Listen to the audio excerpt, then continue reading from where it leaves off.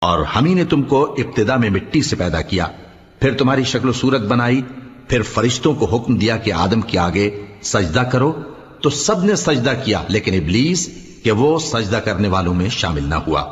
اللہ نے فرمایا جب میں نے تجھ کو بھی حکم دیا تھا تو کس چیز نے تجھے سجدہ کرنے سے باز رکھا؟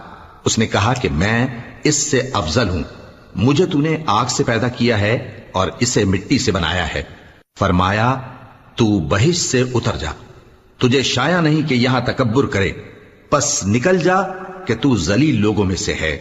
اس نے کہا کہ مجھے اس دن تک مہلت عطا فرما جس دن لوگ قبروں سے اٹھائے جائیں گے۔